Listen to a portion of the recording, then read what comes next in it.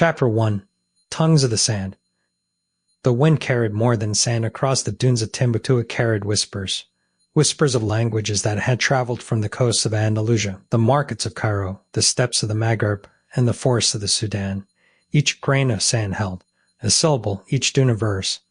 And in the heart of the city, where the Niger River bent like a scholar's back over ancient texts, two children learned to speak the world before they could speak their own names. Aminata's fingers traced the edges of a manuscript, her small hands careful not to disturb the ink that had crossed oceans. Beside her, Kofi leaned over. A different text, his brow furrowed in concentration. They were not yet 10, but the air around them hummed with the weight of knowledge. The Sankore University courtyard was alive with the sounds of scholars, some chanting in Arabic, others debating in Songhai, a few murmuring in Tamashek, the tongue of the desert nomads.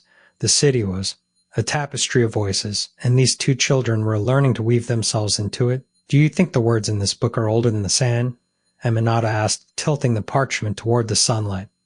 Kofi glanced up, his dark eyes reflecting the golden light.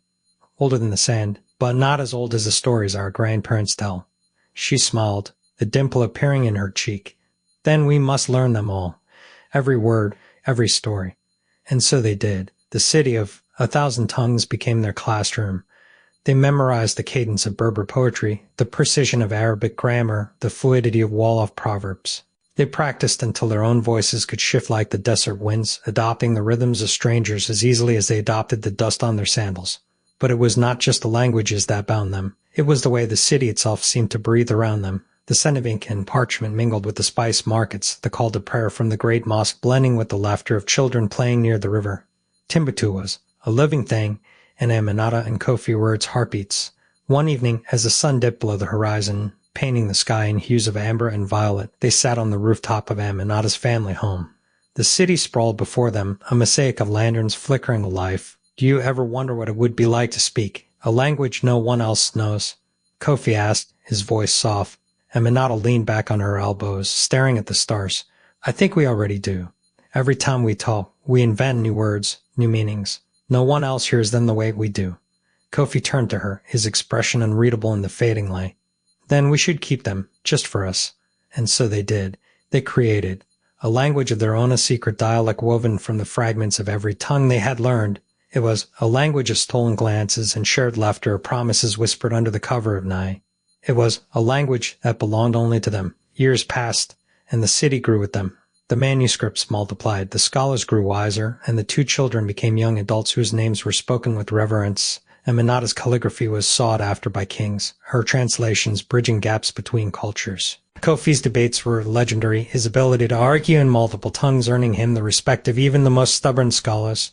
But beneath the admiration, beneath the titles and the accolades, there was something deeper, a bond that had been forged in the quiet moments between lessons, in the shared silence of a city that never slept. They had built a world together, word by word, and no one could take that from them. Yet the world outside Timbuktu was changing. The winds that once carried knowledge now carried rumors of war, of empires shifting like the sands. And as the first whispers of unrest reached the city, Aminata and Kofi knew that the world was about to change forever. The last night before everything altered, they stood on the same rooftop where they had once dreamed of secret languages.